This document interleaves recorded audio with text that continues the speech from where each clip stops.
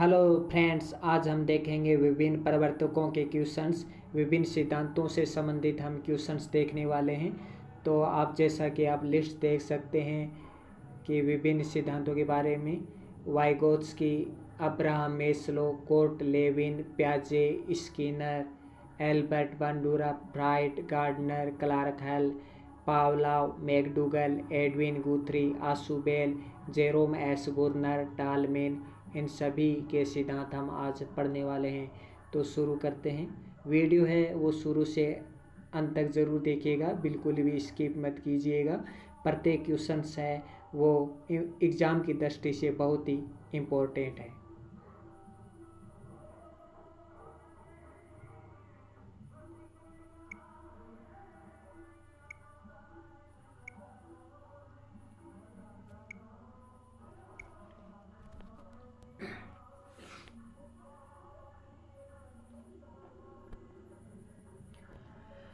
First question, Vygotsky ने किन कारकों को महत्वपूर्ण बताया?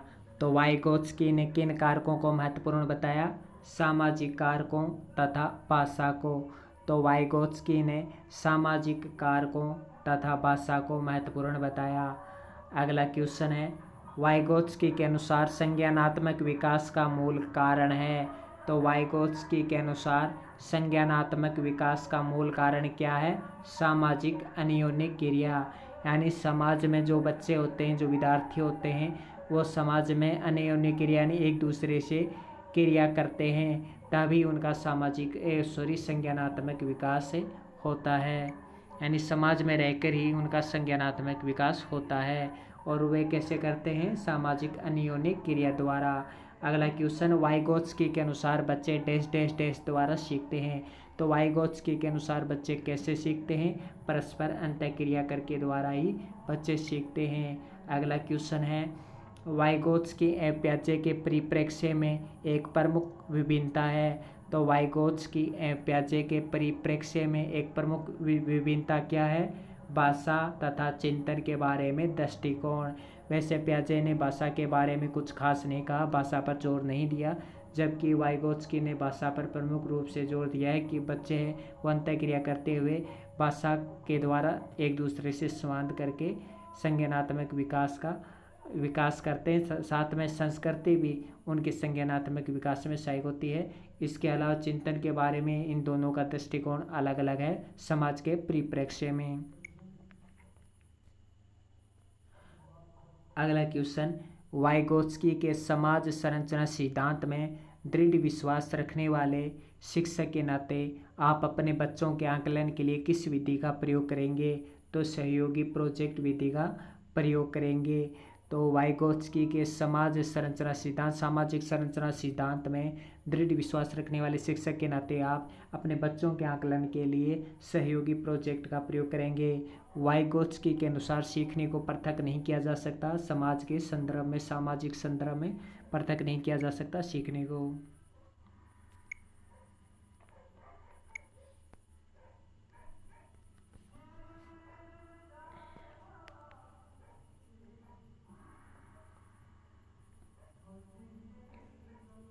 अगला क्वेश्चन, वाइगोत्स्की के सामाजिक सांस्कृतिक सिद्धांत के अनुसार वाइगोत्स्की के सामाजिक सांस्कृतिक सिद्धांत के अनुसार संस्कृति तथा भाषा संज्ञानात्मक विकास में महत्वपूर्ण भूमिका निभाते हैं। जो संस्कृति है, जो भाषा है, वो बच्चों के संज्ञानात्मक विकास में महत्वपूर्ण भूमिका निभाते हैं। ये वाइगोत्स्की के सामाजिक सांस्कृतिक सिद्धांत में दिया हुआ है।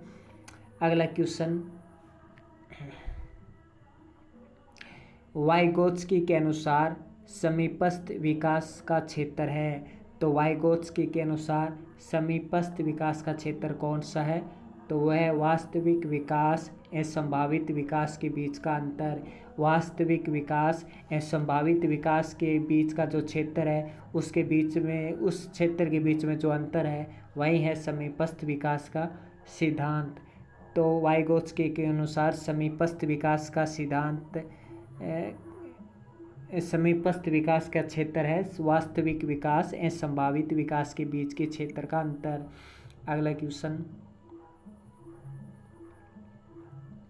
जब बच्चे सहयोग से सामंजस्य स्थापित कर लेते हैं, जब बच्चे आपसी सहयोग से सामंजस्य स्थापित कर लेते हैं तो वे अपनी संभावित प्रगति की दिशा की ओर अग्रसर हो जाते हैं, अपनी प्रगति को नई दिशा देने में समर्थ हो जाते हैं। तो इसे कहते हैं समीपस्थ विकास का सिद्धांत, ZDP इसी को ही कहते हैं। तो जब बच्चे सहयोग से सामंजस्य स्थापित कर लेते हैं तो वे अपने संभावित प्रगति की दिशा की ओर बढ़ जाते हैं, इसे समीपस्थ विकास सिद्धांत कहते हैं। अगला क्वेश्चन, वाइगोत्स्की सिद्धांत संकेत करता है।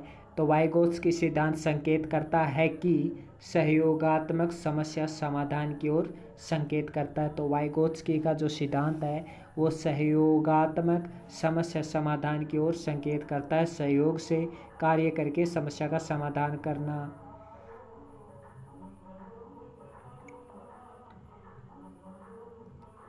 अगला क्वेश्चन, बाहरी शारीरिक अथवा मानसिक क्रियाओं के आंतरिक प्रदर्शन करने की प्रक्रिया के लिए वाइगोत्स्की ने किस शब्द का प्रयोग किया है। तो बाहरी शारीरिक अथवा मानसिक क्रियाओं के आंतरिक प्रदर्शन करने की जो प्रक्रिया है उसको वाइगोत्स्की ने अंतःकरण की प्रक्रिया नाम दिया है। अगला क्वेश्चन, जो कार्य बालक किसी अनुभवी व्यक्ति की सहायता से कर सकता है तो ये क्या है, संभावित विकास का क्षेत्र। तो जो कार्य बालक किसी अनुभवी व्यक्ति की सहायता से कर सकता है संभावित विकास क्षेत्र को दर्शाता है, फिर वो अपनी जो कार्य है उसको एक नई दिशा दे सकता है।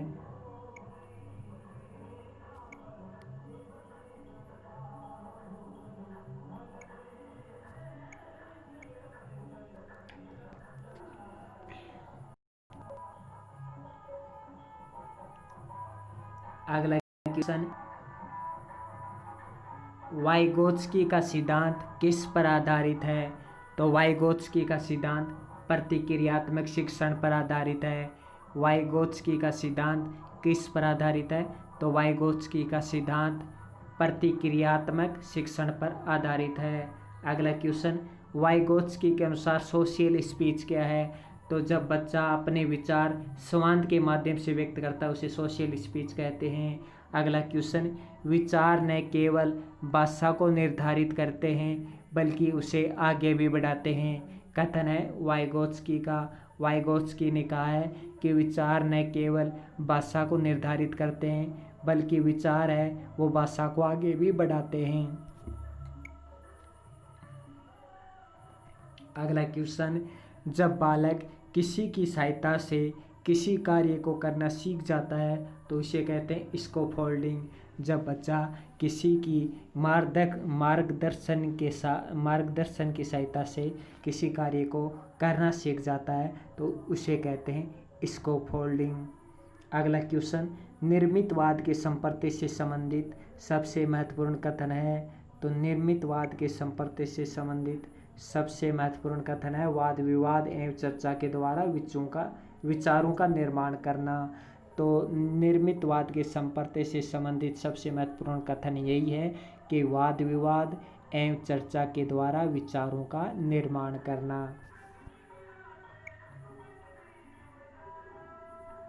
अगला है, भाषा का विकास मानव के चिंतन स्वभाव को बदल देता है। जो भाषा का विकास होता है वो मानव के चिंतन स्वभाव को बदल देता है, कथन है वाइगोत्स्की का। अगला क्वेश्चन, वाइगोत्स्की की सहसंतुति के अनुसार वे बच्चे जो व्यक्तिगत वाक्य की स्वतंत्रता पर अत्यधिक बल देते हैं तो व्यक्तिगत वाक्य की स्वतंत्रता पर बल देने वाले बच्चे अहम केंद्रित होते हैं।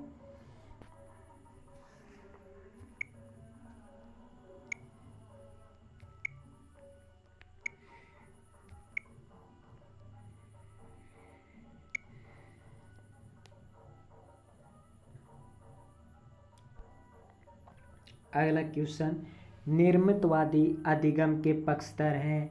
तो निर्मितवादी अधिगम के पक्षधर हैं वाइगोत्स की वाद विवाद एवं विचारों के द्वारा समस्या का समाधान करना निर्मितवाद होता है। अगला क्वेश्चन, मानव व्यवहार व्यक्ति और वातावरण का प्रतिफल है, कथन है कोर्ट लेविन का। तो मानव व्यवहार व्यक्ति और वातावरण का प्रतिफल है। अगला क्वेश्चन, कोर्ट लेविन का सिद्धांत किस पर बल देता है, प्रत्यक्षीकरण तथा अभिप्रेरणा पर। तो कोर्ट लेविन का सिद्धांत किस पर बल देता है, प्रत्यक्षीकरण और अभिप्रेरणा पर बल देता है।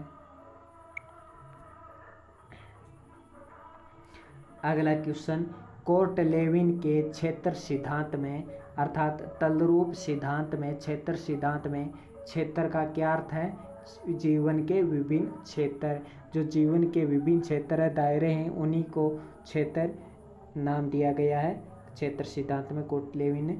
अगला क्वेश्चन, वेक्टर्स वेक्टर्स यानी आकर्षण एवं विकर्षण। तो वेक्टर्स अर्थात आकर्षण एवं विकर्षण के आधार पर मानव व्यवहार की व्याख्या किसने की है, तो वेक्टर्स के आधार पर जो मानव व्यवहार की व्याख्या की है वो कोर्ट लेविन ने की है। आखिर अब वेक्टर्स क्या है, वेक्टर्स में दो चीज़ें यहाँ पे देखिए, आकर्षण भी है और विकर्षण भी है। व्यक्ति होता है वो विभिन्न वस्तुओं की ओर आकर्षित होता है, विभिन्न लक्ष्यों की ओर आकर्षण उनका पैदा होता है, लेकिन उसी तरफ दूसरी तरफ विकर्षण भी होता है, वह एक वस्तु की तरफ आकर्षित होने की कोशिश करता है, लेकिन जो दूसरी वस्तुएं जो दूसरे कार्य हैं लक्ष्य हैं वो उसे भटकाने की कोशिश करते हैं, अपनी ओर आकर्षित करने की कोशिश करते हैं, तो उसका ध्यान दूसरी तरफ भटक जाता है, दूसरी तरफ चला जाता है, तो वो विकर्षण कहलाता है। और एक तरफ ध्यान केंद्रित करने को आकर्षण कह सकते हैं। तो आकर्षण एवं विकर्षण मानव व्यवहार की व्याख्या किसने की है, कोर्ट लेविन।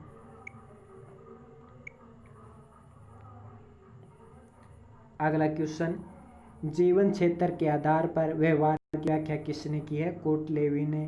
तो जीवन क्षेत्र के आधार पर व्यवहार की व्याख्या किसने की है, तो जीवन क्षेत्र के आधार पर व्यवहार की व्याख्या है वो कोर्ट लेविन ने किया है कि व्यक्ति अपने जीवन के जो क्षेत्र हैं विभिन्न दायरे हैं उनके आधार पर वह किस तरह से व्यवहार करता है, उसमें किस तरह से परिवर्तन आता है, इसी के बारे में कोर्ट लेविन ने बात की है। अगला क्वेश्चन, कौन सा सिद्धांत व्यक्ति को मनोवैज्ञानिक प्राणी मानता है, तो क्षेत्र सिद्धांत अर्थात तलरूप सिद्धांत व्यक्ति को मनोवैज्ञानिक प्राणी मानता है। क्यों मानता है, कि व्यक्ति है वो प्रत्यक्षीकरण की ओर बल देता है, प्रत्यक्षीकरण पर बल देता है, वह फिर अभिप्रेरणा के द्वारा वह प्रत्यक्ष रूप से किसी कार्य को करता है, तो इसलिए इसको मनोवैज्ञानिक प्राणी कह सकते हैं।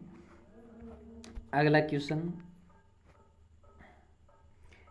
अधिगम एक सापेक्षिक प्रक्रिया है किस सिद्धांत के अनुसार, तो अधिगम क्षेत्र सिद्धांत के अनुसार एक सापेक्षिक प्रक्रिया है।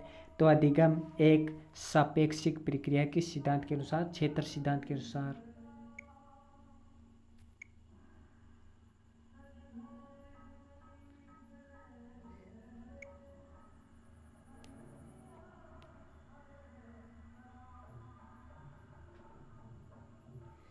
अगला क्वेश्चन, अब्राहम मेस्लो के अनुसार निम्न में से कौन सी निम्न प्रकार की आवश्यकता है, तो अब्राहम मेस्लो के अनुसार निम्नलिखित में से कौन सी निम्न प्रकार की मानव की आवश्यकता है, तो निम्न प्रकार की कौन सी है, ऑप्शन है शारीरिक आवश्यकता, ऑप्शन है सम्मान की आवश्यकता, ऑप्शन है प्रेम है स्नेह की आवश्यकता, ऑप्शन है आत्मसिद्धि की आवश्यकता।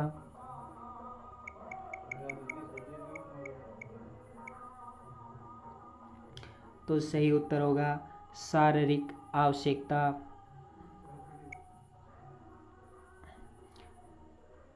अगला क्वेश्चन है, अब्राहम मेस्लो के सिद्धांत के अन्य नाम, तो अब्राहम मेस्लो के सिद्धांत के अन्य नाम है पदानुक्रमिक आवश्यकता का सिद्धांत, नाभिकीय आवश्यकता का सिद्धांत और मानवतावादी आवश्यकता का सिद्धांत। तो पूछा जा सकता है कि नाभिकीय आवश्यकता का सिद्धांत किसने दिया, अब्राहम मेस्लो।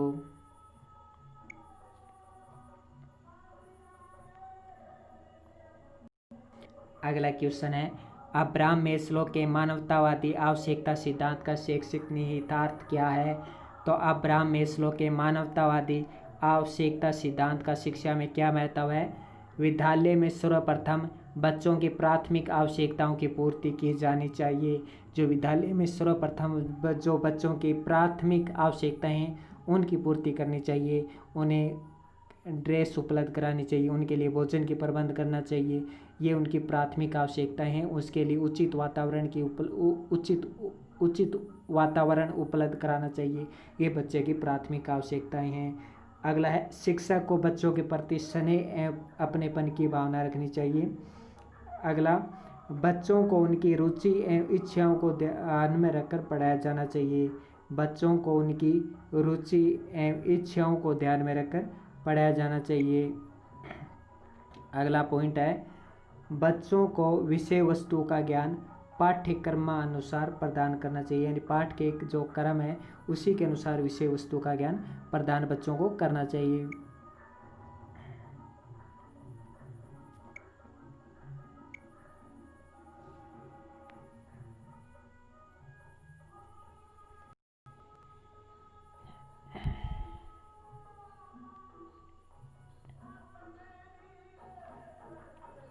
अगला है, वाइगोत्स्की के सामाजिक सांस्कृतिक सिद्धांत का शिक्षा में क्या निहितार्थ है?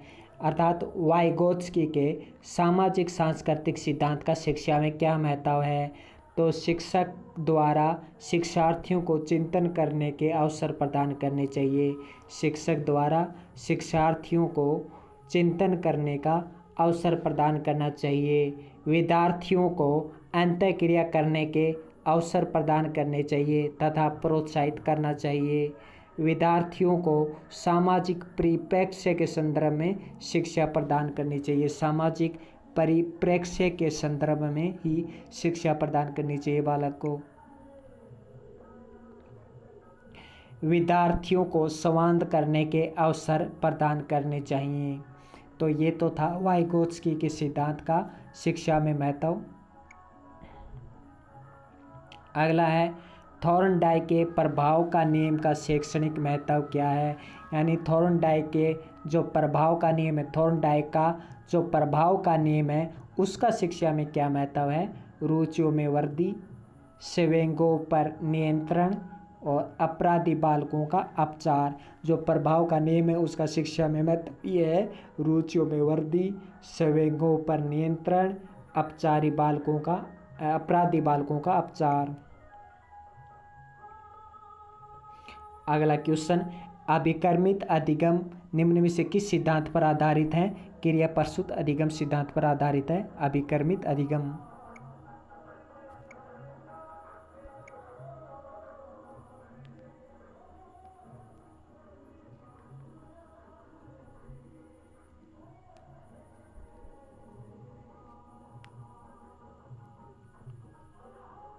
अगला है, पूर्व ज्ञान के आधार पर नवीन ज्ञान में वृद्धि करके अनुभवों का नया पैटर्न बनाना। क्वेश्चन एक बार फिर से, पूर्व ज्ञान एवं अनुभवों के आधार पर नवीन ज्ञान एवं अनुभवों में वृद्धि करके अनुभवों या ज्ञान का नया पैटर्न बनाना कहलाता है आत्मसात्करण। यानी पूर्व ज्ञान एवं पूर्व अनुभव है उनके आधार पर नवीन ज्ञान नवीन अनुभवों में वृद्धि करके अनुभवों का एक नया पैटर्न बना लेना आत्मसात्करण कहलाता है। तो पूर्व ज्ञान और नवीन ज्ञान ये शब्द आप दोनों याद रखिए, इसे कहते हैं आत्मसात्करण। अगला क्वेश्चन है, किस अवस्था को खोज की अवस्था कहा जाता है? तो खोज की अवस्था है वो पूर्व प्रत्येकात्मक अवस्था को कहते हैं, 2 से 4 वर्ष होती है। अगला है, विलोमीयता की अवस्था किस अवस्था को कहते हैं? मूर्त संक्रियात्मक अवस्था को विलोमीयता की अवस्था कहते हैं। अगला क्वेश्चन, निगमनात्मक चिंतन जिस अवस्था में उत्पन्न होता है वह है औपचारिक संक्रियात्मक अवस्था। तो निगमनात्मक चिंतन है वो औपचारिक संक्रियात्मक अवस्था में उत्पन्न होता है। अगला क्वेश्चन, एक ही प्रकार की समस्याओं के आधार पर अन्य समस्याओं को समझ पाने तथा उनको हल करने की क्षमता तथा समायोजन स्थापित कर पाने की क्षमता कहलाता है विकेंद्रीकरण। क्वेश्चन एक बार फिर से कि आखिर क्वेश्चन कहना क्या चाहता है कि एक ही प्रकार की समस्या के आधार पर, मान लीजिए यह एक समस्या है और इस समस्या के आधार पर अन्य समस्याओं को हल कर पाना, ये अन्य प्रकार की समस्या है, इनको हल कर पाना, इनको समझ पाना, इन समस्याओं को समझ लिया, इस समस्या के आधार पर इन समस्याओं को समझ लिया है और इन को हल भी कर लिया है, इस समस्या के आधार पर इन समस्याओं को हल कर लिया है तथा इनमें सामंजस्य स्थापित कर लिया है, तो इसे कहते हैं विकेंद्रीकरण। अगला क्वेश्चन, वस्तुनिष्ठ तरीके से सोच पाने की क्षमता। तो वस्तुनिष्ठ तरीके से सोच पाने की क्षमता कहलाती है विकेंद्रीकरण। तो क्वेश्चन दो प्रकार से दिया है। दूसरा प्रकार है कि वस्तुनिष्ठ तरीके से सोच पाने की क्षमता विकेंद्रीकरण। अगला क्वेश्चन, अहम केंद्रिता अर्थात स्वयं को महत्व देने की क्षमता। अहम केंद्रिता क्या होती है? अहम केंद्रित बालक वह होता है जो स्वयं को महत्व देता है, दूसरों को महत्व नहीं देता। तो इस अहम केंद्रिता की अवस्था पूर्व संक्रियात्मक अवस्था में पाई जाती है, जब बच्चा स्वयं को महत्व देता है, इम्पोर्टेंस देता है।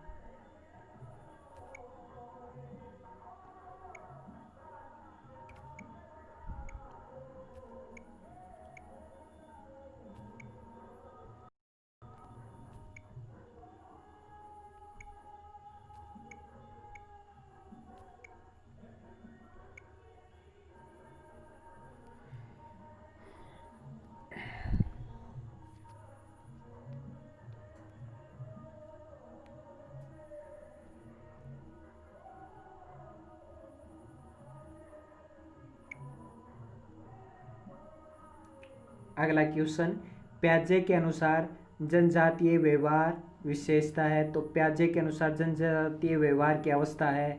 तो प्याजे के अनुसार जनजातीय व्यवहार की अवस्था कौन सी है? संवेदी प्रेरक अवस्था। जो संवेदी प्रेरक अवस्था है, जो प्याजे के अनुसार जनजातीय व्यवहार है, अर्थात बच्चा है वो एक जनजाति होते हैं, जो जंगलों में लोग रहते हैं, जनजातियाँ रहती हैं, उनकी तरह व्यवहार करता है। तो इसलिए इसे प्याजे ने जनजातीय व्यवहार की अवस्था कहा है, संवेदी प्रेरक अवस्था को। अगला क्वेश्चन है कि पलटावे गुण विकसित होता है। तो पलटावे गुण है वो मूर्त संक्रियात्मक अवस्था में विकसित होता है, जो पलट कर जवाब देने की जो अवस्था होती है, विकसित होती है बच्चे में, वो मूर्त संक्रियात्मक अवस्था में होती है।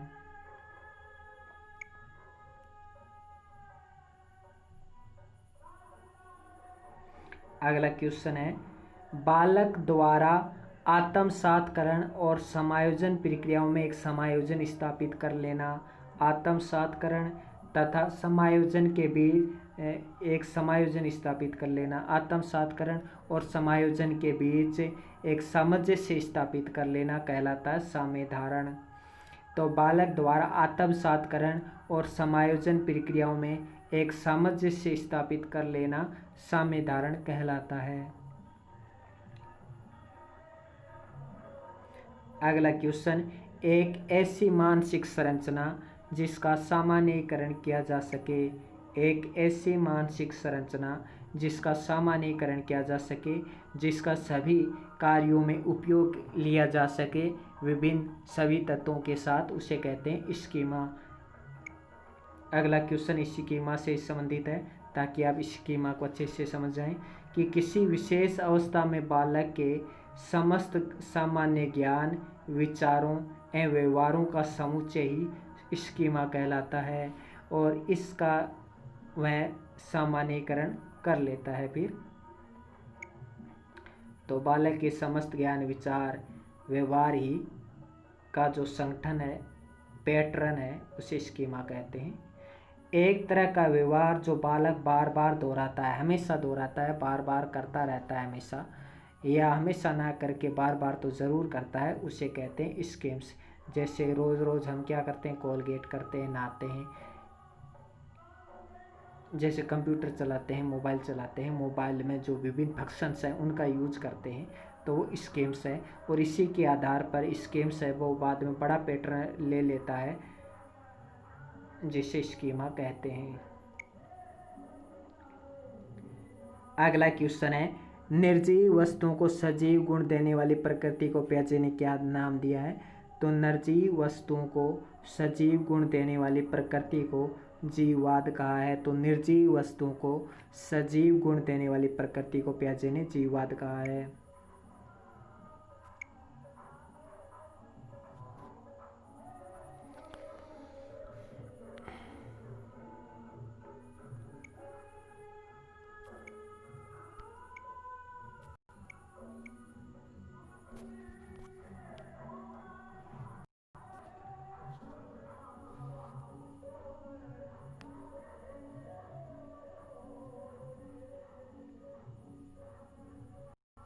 अगला क्वेश्चन, अंतर्दर्शी अवस्था किस अवस्था में उत्पन्न होती है? जो अंतर्दर्शी अवस्था है वो पूर्व संक्रियात्मक अवस्था में उत्पन्न होती है। अब हम ये देखेंगे कि ये अंतर्दर्शी अवस्था क्या होती है।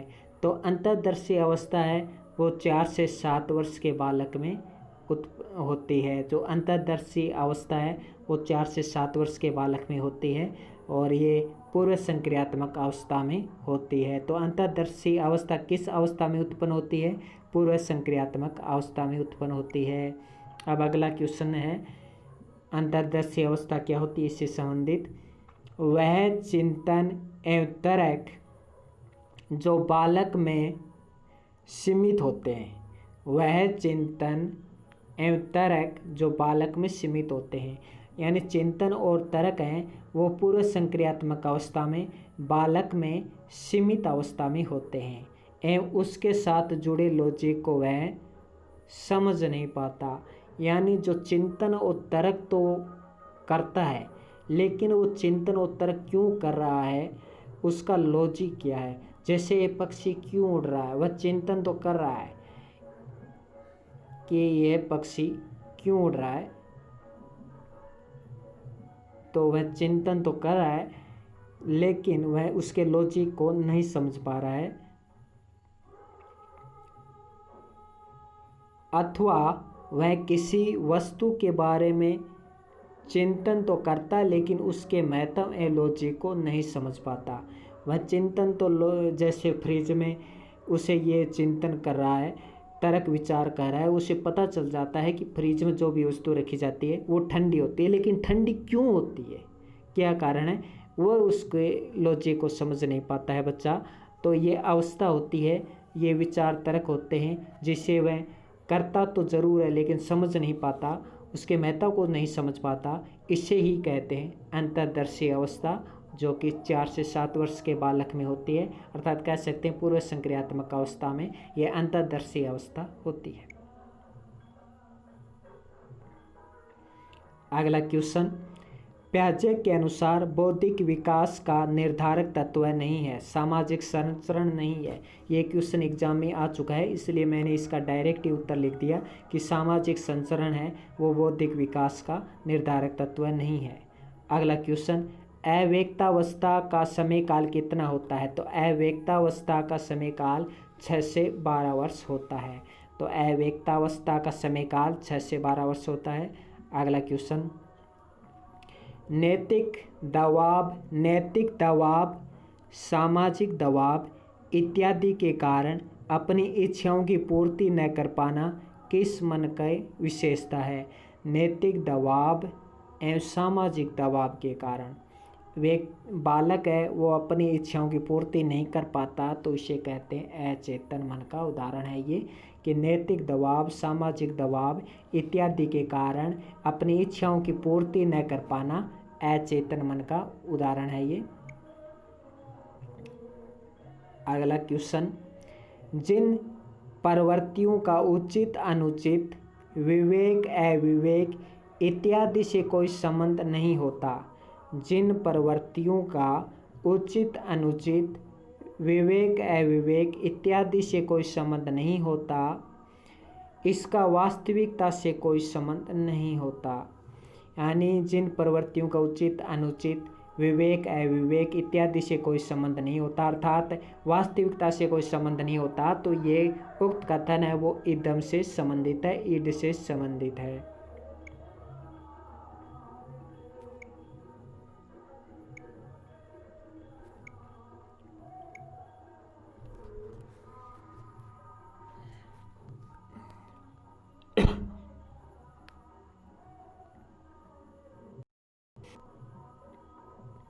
अगला क्वेश्चन, जन्म के कुछ समय के बाद जब नैतिक व सामाजिक नियमों के कारण व्यक्ति की सभी इच्छाओं की पूर्ति नहीं हो पाती तो उसमें निराशावादी प्रवृत्ति है वो उत्पन्न हो जाती है और उसका वास्तविकता से परिचय हो जाता है। तो कौन से स्तर के अनुसार? अहम के अनुसार। क्वेश्चन एक बार फिर से, जन्म के कुछ समय के बाद जब नैतिक व सामाजिक नियमों के कारण व्यक्ति की सभी इच्छाओं की पूर्ति नहीं हो पाती और उसमें निराशावादी प्रवृत्ति उत्पन्न हो जाती है और उसका वास्तविकता से संबंध परिचय हो जाता है कि वास्तविकता ये है, क्योंकि पहले उसे पता नहीं था कि वास्तविकता ये है। जब उसे निराशावादी प्रवृत्ति उत्पन्न होती है, नैतिक नियमों सामाजिक नियमों के कारण उसकी इच्छाओं की पूर्ति नहीं हो पाती है, उसके बाद उसे वास्तविकता का परिचय होता है, तो इससे कहते हैं अहम, यानी ये अहम स्तर के अनुसार। अगला क्वेश्चन, मनोलैंगिक विकास सिद्धांत की वह कौन सी अवस्था जिसमें कोई कामुकता केंद्र विकसित नहीं होता? तो कामुकता केंद्र है वो अव्यक्तावस्था में विकसित नहीं हो पाता। अगला क्वेश्चन, फ्राइड के अनुसार किस अवस्था में कामेच्छाएं सापेक्ष रूप से निष्क्रिय रहती हैं? तो प्रसुप्ति के समय जो कामेच्छाएं हैं, काम संबंधी जो इच्छाएं हैं, वो सापेक्ष रूप से निष्क्रिय रहती हैं, सक्रिय नहीं होती हैं प्रसुप्ति के समय। अगला क्वेश्चन, जब बालक उत्तेजना के माध्यम से क्रिया के प्रति क्रिया करता है तो सही क्रिया चुनकर सीख जाता है, यानी बालक है वो क्रिया के प्रति क्रिया करता है। जैसे बिल्ली ने मछली पाने के लिए अनेक क्रियाएं की, फिर उनमें से एक सही क्रिया उसने चुन ली और उसके बाद उत्तेजना, वह उसके बिल्ली के अंदर क्या थी? उत्तेजना थी। कैसी उत्तेजना थी? उस मछली को पाने की उत्तेजना थी और इसी उत्तेजना के माध्यम से उसने अनेक क्रियाएं की और उनमें से सही क्रिया चुन ली और इसी उत्तेजना के माध्यम से उसने उस क्रिया से संबंध भी स्थापित कर लिया, उसने उस मछली से संबंध स्थापित कर लिया। इस प्रकार यह प्रयत्न भूल सिद्धांत से संबंधित एक कथन है। तो आपको इस प्रकार से भी पूछ सकता है कि जब बालक उत्तेजना के माध्यम से क्रिया के प्रति क्रिया करता है तो उनमें से सही क्रिया चुनकर वह क्रिया सीख जाता है एवं उत्तेजना के माध्यम से सही क्रिया से संबंध स्थापित कर लेता है। तो ये कथन है प्रयत्न एवं भूल सिद्धांत से। अगर बिल्ली में उत्तेजना नहीं होती तो वह सही क्रिया नहीं कर पाती और उससे संबंध स्थापित नहीं कर पाती, या अगर सही क्रिया सीख चुन भी लेती तो वह उससे संबंध स्थापित नहीं कर पाती अगर उत्तेजना नहीं होती। तो ये कथन है प्रयत्न एवं भूल सिद्धांत से संबंधित।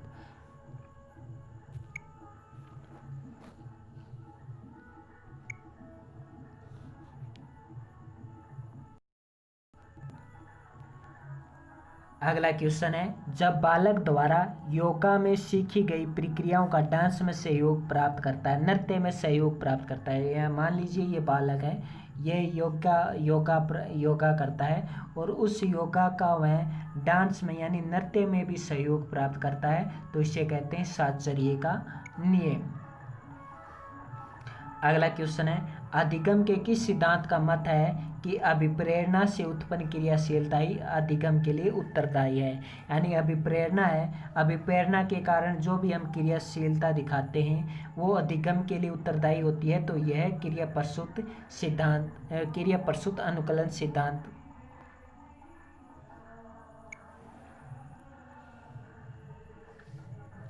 अगला क्वेश्चन, किस अवस्था में बालक में संप्रत्यय का निर्माण की प्रक्रिया शुरू हो जाती है? तो संप्रत्यय निर्माण की प्रक्रिया बालक में पूर्व संक्रियात्मक अवस्था में ही शुरू हो जाती है, यानी संप्रत्यय का निर्माण होने लगता है बालक में पूर्व संक्रियात्मक अवस्था में ही बालक में संप्रत्यय का निर्माण होने लगता है।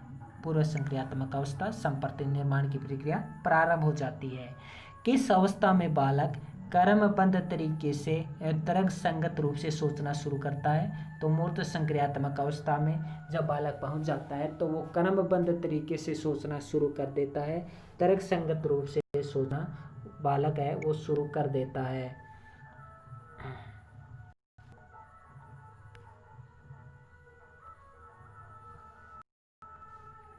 अगला क्वेश्चन, संज्ञान क्या है? तो संज्ञान प्रतिमा, संप्रत्यय, धारणा, चिंतन, समस्या समाधान, इन सभी का योग, इन सभी का टोटल योग, ये सभी संज्ञान है। अगला, एक बालक द्वारा जो कि 5वीं कक्षा में है, वह 6ठी कक्षा के विषयों को ठीक से समझ नहीं पा रहा है, उसमें ध्यान केंद्रित नहीं कर पा रहा है, तो इसे कहते हैं मनोवृत्ति का नियम, क्योंकि उसकी जो मनोवृत्ति है वो 6ठी कक्षा की ओर केंद्रित नहीं हो पा रही है।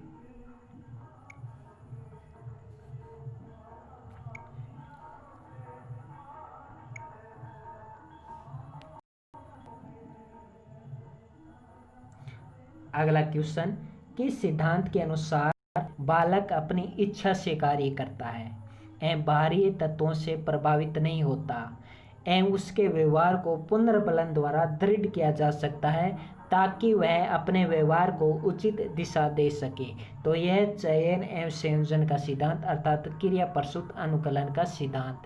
तो किस सिद्धांत के अनुसार बालक अपनी इच्छा से कार्य करता है एवं बाहरी तत्वों से प्रभावित नहीं होता एवं उसके व्यवहार को पुनर्बलन द्वारा दृढ़ किया जा सकता है? जैसे बिल्ली है, वो अपनी इच्छा से कार्य करती है, लेकिन जो भी बाहरी तत्व हैं उनसे बिल्ली प्रभावित नहीं होती, उनका लक्ष्य सिर्फ वो मछली होती है।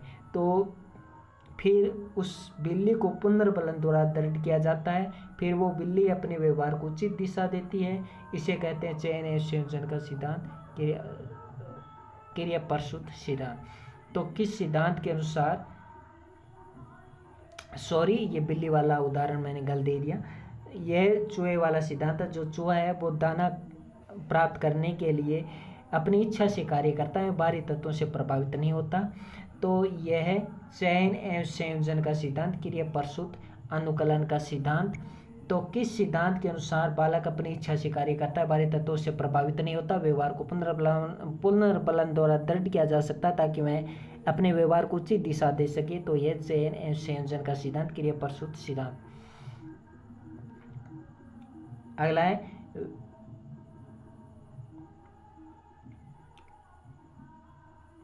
व्यक्तित्व मापन की प्रक्षेपीय प्रविधि किस सिद्धांत पर आधारित है? तो व्यक्तित्व मापन की प्रक्षेपीय प्रविधि है वो फ्राइड के मनोविश्लेषणवादी सिद्धांत पर आधारित है। जो प्रक्षेपीय विधि है वो फ्राइड के मनोविश्लेषणवादी सिद्धांत पर आधारित है। अगला क्वेश्चन, रेखीय अभिकर्मित अनुदेशन का प्रतिपादक कौन है? स्किनर। तो फ्रेडरिक स्किनर है वो रेखीय अभिकर्मित अनुदेशन का प्रतिपादक है, रेखीय स्किनर। नवीन जानकारी को शामिल करने के लिए वर्तमान स्कीमा में बदलाव की प्रक्रिया, जो वर्तमान स्कीमा बनाया हुआ है उस स्कीमा में बदलाव की प्रक्रिया करनी पड़ेगी, क्योंकि हमें नवीन जानकारी भी शामिल करनी है। तो नवीन जानकारी को शामिल करने के लिए वर्तमान स्कीमा में बदलाव की प्रक्रिया कहलाती है समायोजन। क्योंकि असमायोजन आ गया है अचानक से, जो हमें स्कीमा बना रखी है, जो हमने विभिन्न संप्रत्यय, धारणाएं, तर्क संगत, तार्किक विचार, समस्या समाधान, इन सभी को तो कहते हैं क्या? स्कीमा। इन सभी का पैटर्न तो स्कीमा कहलाते हैं। जब इसमें असमायोजन स्थापित हो गया है तो इसमें बदलाव करना पड़ेगा और इसी को कहते हैं समायोजन।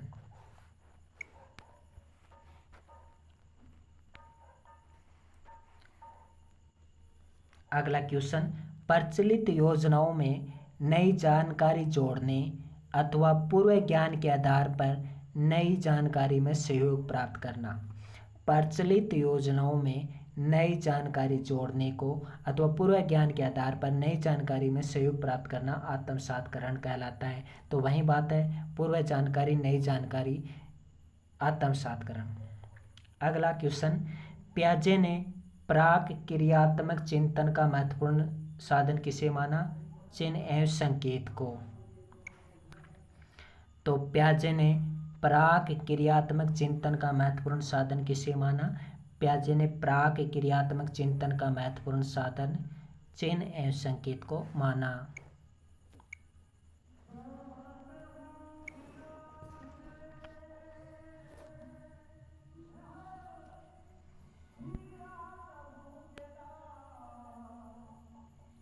अगला लास्ट क्वेश्चन है इस वीडियो का कि एक बालक किसी बालक को साइकिल चलाते हुए देखता है, फिर स्वयं साइकिल चलाने की कोशिश करता है और साइकिल चलाना सीख जाता है, तो ये किस सिद्धांत का उदाहरण है? सामाजिक अधिगम सिद्धांत, बांडुरा। तो बांडुरा क्या कहता है कि जब एक बालक किसी बालक को साइकिल चलाते हुए देखता है तो वो उसका ध्यान से अवलोकन करता है। ध्यान से अवलोकन करने के बाद वह फिर स्वयं साइकिल चलाने की कोशिश करता है, वह विभिन्न क्रियाएं करता है। बांडुरा ने यह भी कहा है कि कोई भी बालक कार्य करते समय विभिन्न क्रियाएं भी करता है, जैसे स्किनर बॉक्स में उस चूहे ने विभिन्न क्रियाएं की थी। फिर वो बालक विभिन्न क्रियाएं करने की कोशिश करता है और फिर वह उस क्रिया को सीख लेता है। तो साइकिल चलाने की विभिन्न क्रियाएं करता है, पेडल मारता है, कभी उसके हैंडल को संभालने की कोशिश करता है, तो इस प्रकार से वो साइकिल चलाना सीख जाता है। इसे सामाजिक अधिगम सिद्धांत कहते हैं। तो ये तो थे विभिन्न परिवर्तकों से संबंधित विभिन्न क्वेश्चंस। ये पार्ट 1 था, इसके बाद पार्ट 2 भी आएगा। बहुत सारे अभी परिवर्तकों के क्वेश्चंस बाकी हैं। तो ये वीडियो आपको कैसा लगा? अच्छा लगा तो लाइक ज़रूर कीजिएगा। नमस्कार।